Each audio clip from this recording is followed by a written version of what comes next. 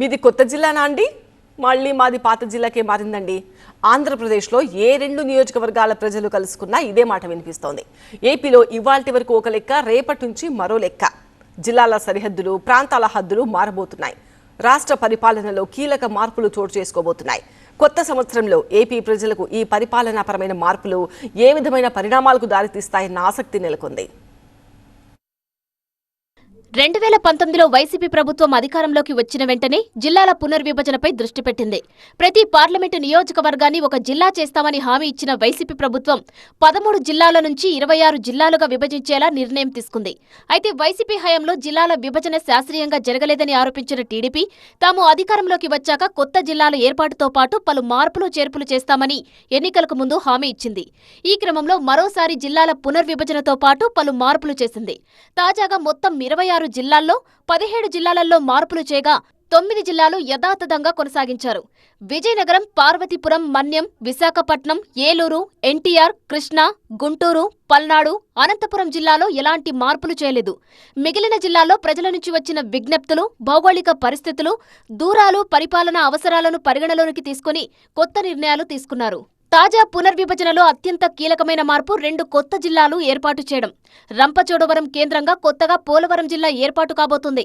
పోలవరం ప్రాంతాన్ని భవిష్యత్తులో రెవెన్యూ డివిజన్గా అభివృద్ధి చేయాలన్న ఉద్దేశంతో ఈ నిర్ణయం తీసుకున్నారు. అదేవిధంగా మార్కాపురం, కనిగిరి, ఎర్రగొండపాలెం, గిద్దలూరు నియోజకవర్గాలను కలిపి మార్కాపురం జిల్లాను ఏర్పాటు చేస్తున్నారు. ఎన్నాళ్లుగానో జిల్లా కావాలన్న మార్కాపురం ప్రజల ఆకాంక్షకు ఇప్పుడు రూపం దక్కింది. మరోవైపు గూడూరు నియోజకవర్గంలోని కోట, చిలకూరు, గూడూరు మండలాలను నెల్లూరు జిల్లాలోకి తీసుకువచ్చారు. సామర్లకోటను పెద్దాపురం నియోజకవర్గంలోకి, మండపేటను రాజమండ్రి నియోజకవర్గంలోకి మార్చారు. పశ్చిమ గోదావరి జిల్లాలోని పెనుగొండకు వాసవి పెనుగొండగా పేరు మార్పు చేశారు. అద్దంకి నియోజకవర్గాన్ని బాపట్ల జిల్లా నుంచి ప్రకాశం జిల్లాలోకి చేర్చారు. దర్శి నియోజకవర్గాన్ని పూర్తిగా అద్దంకి సబ్ డివిజన్లో ఉంచుతూ ప్రకాశం జిల్లాలోనే కొనసాగించాలని నిర్ణయించారు. రాయలసీమలోనూ పలు కీలక మార్పులు చోటు చేసుకున్నాయి. మొదట మదనపల్లి పేరుతో జిల్లా ఏర్పాటు చేయాలని భావించిన కూటమి ప్రభుత్వం గెజిట్లో పేర్కొన్నప్పటికీ తర్వాత ఆ ప్రతిపాదన విరమించుకుంది. మదనపల్లి ఏర్పాటు చేస్తే అన్నమయ్య జిల్లా చాలా చిన్నదిగా 3 నియోజకవర్గాలకు పరిమితమై పరిపాలనపరమైన సమస్యలు తరలిస్తాయని భావించి మదనపల్లి జిల్లా కేంద్రంగా అన్నమయ్య జిల్లాను పునర్వ్యవస్థీకరించింది. దీంతో ఇప్పటి వరకు అన్నమయ్య జిల్లా హెడ్ క్వార్టర్గా ఉన్న రాయచోటి స్థానంలో మదనపల్లి జిల్లా కేంద్రంగా కొనసాగనుంది. ఇప్పటి వరకు అన్నమయ్య జిల్లాలో ఉన్న రైల్వే కోడూరును తిరుపతి జిల్లాలోకి, రాజంపేటను కడప జిల్లాలోకి మార్చారు. ఇక బనగానపల్లెను సబ్ డివిజన్గా ఏర్పాటు చేశారు. మడకసిరను రెవెన్యూ డివిజన్గా ఏర్పాటు చేయాలని నిర్ణయం తీసుకున్నారు.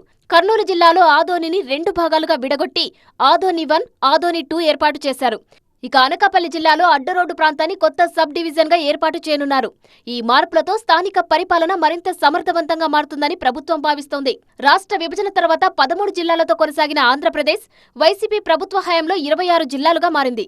ఇప్పుడు తాజా నిర్ణయాలతో 28 జిల్లాలుగా మారిపోయింది. ఈ మార్పులు అమల్లోకి వస్తే కొత్త జిల్లాలు, కొత్త డివిజన్లు, కొత్త కార్యాలయాలతో పరిపాలన కొత్త దశలోకి ప్రవేశించనుంది. ప్రభుత్వం నిర్ణయంపై కొన్ని ప్రాంతాల్లో అసంతృప్తి ఉన్నప్పటికీ మొత్తంగా ఇది రాష్ట్ర పరిపాలన నిర్మాణంలో కీలక మలుపుగా నిలవనుంది.